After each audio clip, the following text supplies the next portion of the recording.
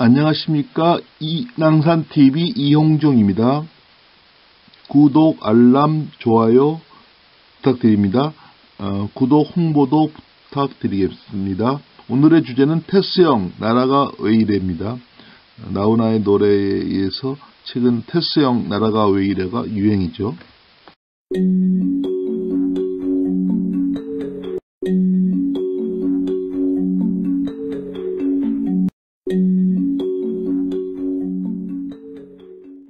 제가 소크라테스의 죽음, 준법 정식 그리고 법률 문화의 선진화라는 칼럼을 쓴 적이 있습니다. 한 몇 년 전에.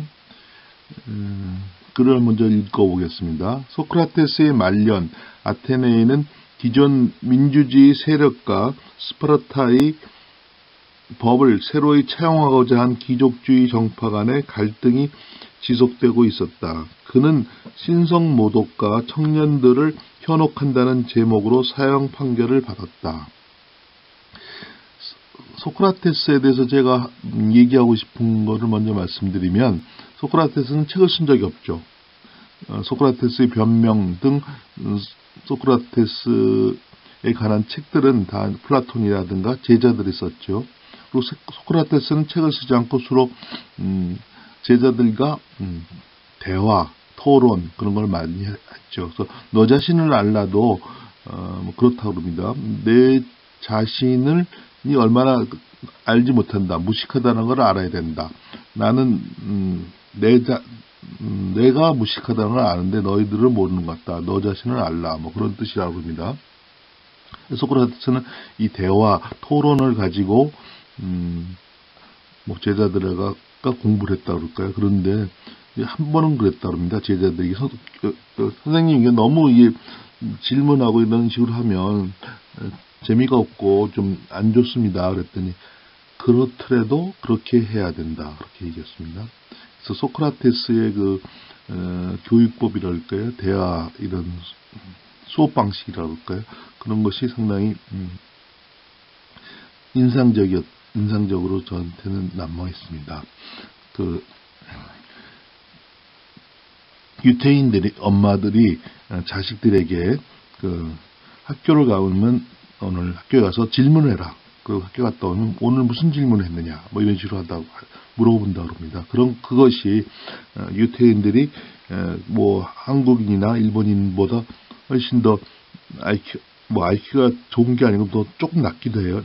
낮은데 노벨 과학상이라든가 경제학상 같은 걸 많이 받은 것이 유태인의 그런 교육법이라는 생각이 듭니다.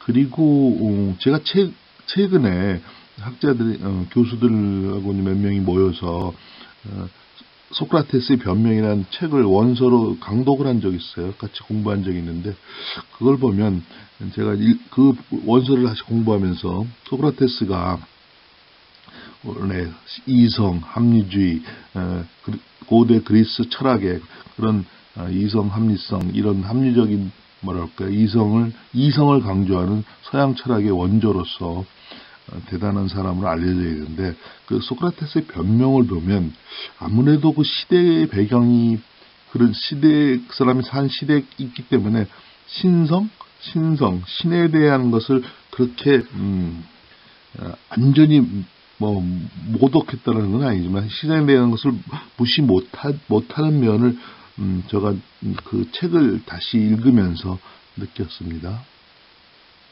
기소 이유는 젊은이들을 타락시키고 새로운 종교를 끌어들였다는 것이었다.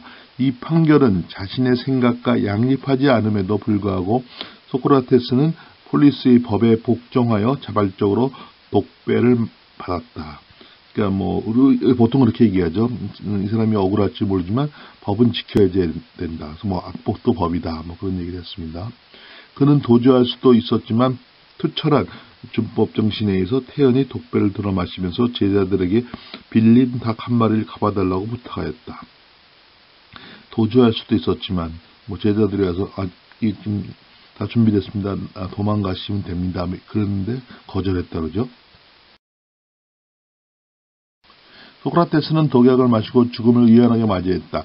민주주의와 선진화의 출발은 준법 정신과 법치주의다. 법치주의는 국가는 법에 의하여 통치되어야 한다는 주의를 말한다. 이 민주주의가 민주정치, 국민을 위한 정치가 되느냐, 민주정치가 되느냐가 중요한데 그 바탕은 법이 제대로 돼야 될, 뭐랄까요, 성결 조건이라고 할까요? 는 법치주의인 것 같아요. 법이 무너지면 민주주의 기본인 자유평등, 인권 그런 것이 보장되기 힘들죠. 이러한 의미에서 법에 의하지 않고는 국가는 국민에게 어떠한 명령이나 금지도 할 수 없다. 그러니까 법이라는 것이 또한 국민을 처벌하기 위한 것보다는 보호하기 위한 것이 되어야 되겠죠. 구체적으로는 국민의 자유권을 보호하기 위한 자유주의적 원리이다. 정치는 희소자원의 권위적 배분이라고 정의되듯이 데이빗 이스턴이라는 사람이 이렇게 정의했죠. 원래 공익적이고 긍정적인데 정치를 담당하는 사람들이 공익이 아닌 사익, 사사로운 이익을 위해 정치를 하기 때문에 정치가 부정적으로 여겨지고 있다. 정치 개혁을 위하여 세 가지를 이야기하고 있는데 공익을 위한 정치인, 사람을 바꿔야 된다. 법과 제도를 바꿔야 된다. 아니다. 정치 문화를 바꿔야 된다. 정치 문화, 교육이 중요하다. 이 중 한 가지만 강조한 사람도 있지만 이 세 가지는 모두 같이 단기적이든 장기적이든 한꺼번에 추진되고 이루고자 해야 한다라는 것이 제 생각입니다. 법과 제도가 상대적으로 잘 갖춰져 있다고 평가되는 독일인들은 법을 제일 잘 지킨다고 평가되지만 그들이 외국에 나가면 반드시 그렇지 않다고 합니다. 지금 중국에 가보면 건널목에서 신호등을 제대로 지키지 않고 심지어 빨간불에 거꾸로 길을 건너야 하는 경우가 있습니다. 이러한 경험은 1960년대까지도 우리 자신의 자상이었습니다. 아직도 법을 너무 잘 지키는 사람은 바보다 라는 생각이 우리들 마음속 근저에 있다면 대한민국은 선진국이 아니다. 법률 문화의 선진화, 국가 전체뿐만 아니라 지역사회 발전에 기여하는 계기가 될 것이다. 법률 문화의 선진화는 법치주의로부터 시작해야겠죠. 최근 법무부가 최근 2015년입니다. 시민의 법질서 선진화를 위해 추진하는 시민법률 콘서트는 좋은 사례이다. 민주주의와 선진화의 기본이 법치주의이듯이 대한민국의 선진화의 기본은 준법 정신과 법률 문화의 선진화이다. 제가 선진화 포커스라는 잡지에 글을 쓰다 보니까 선진화라는 말을 많이 했습니다. 법치주의가 상당히 중요하다라는 것을 얘기한 것이죠. 그래서 그 법치주의가 중요하다는 것이 소크라테스가 악법도 법이다라는 말을 남겼듯이 법을 지키는 게 중요하고 법에 의해서 법치주의가 안 되면 민주주의도 안 되고 인권이나 자유와 평등이 보장도 안 되겠죠. 이게 뉴데일리라는 신문에 박규영이라는 칼럼니스트가 테스형 나라꽃이 왜 이래라는 칼럼을 썼습니다. 전략, 대통령의 취임사에서 공정의 의미를 국민 누가 들어도 공감이 가게 잘 표현했다라고 하면서 박규영 칼럼니스트는 문재인 대통령이 취임사의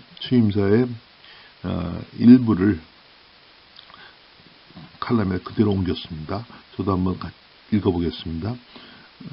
이게 문재인 대통령입니다. 저는 감히 약속드립니다. 2017년 5월 10일 이날은 진정한 국민 통합이 시작되는 날로 역사에 기록될 것입니다. 오늘부터 나라를 나라답게 만드는 대통령이 되겠습니다. 대통령이 재앙적 권력을 최대한 나누겠습니다. 그 어떤 권력기관도 무소불위 권력 행사를 하지 못하게 견제 장치를 만들겠습니다. 한미동맹은 더욱 강하겠습니다. 분열과 갈등의 정치도 바꾸겠습니다. 보수와 진보의 갈등은 끝나야 합니다. 대통령이 나서서 직접 대화하겠습니다. 야당은 국정 운영의 동반자입니다. 대화를 정리해야 하고 수시로 만나겠습니다. 전국적으로 고르게 인사를 등용하겠습니다. 대통령 사무실을 청와대가 아닌 강화문 정부 총사로 옮기겠다는 말도 했었죠. 중략된 것 같은데요. 저에 대한 지지 여부에 상관없이 유능한 인재를 상고초려해 일을 맡기겠습니다. 문재인과 대통령 더불어민주당 정부에서 기회는 평등할 것입니다. 가정은 공정할 것입니다. 결과는 정의로울 것입니다. 이 말이 상당히 해제되고 있죠. 기회는 평등할 것입니다. 가정은 공정할 것입니다. 결과는 정의로울 것입니다. 약속을 지키는 솔직한 대통령이 되겠습니다. 거짓으로 불리한 여론을 덮지 않겠습니다. 공정한 대통령이 되겠습니다. 특권과 반칙이 없는 세상을 만들겠습니다. 국민의 서러운 눈물을 닦아드리는 대통령이 되겠습니다. 강화문 시대 대통령이 되어 국민과 가까운 곳에 있겠습니다. 이게 제가 말씀드린 것이죠. 2017년 5월 10일 오늘 대한민국이 다시 시작합니다. 나라를 나라답게 만드는 대역사가 시작됩니다. 그래서 대통령님 지금 어디 계십니까? 라는 피켓도 나타나고 그래요. 그래서 오늘 주제는 테스형 나라가 왜 이래? 라는 주제로 이야기해 보았습니다.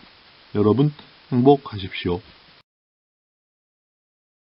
감사합니다.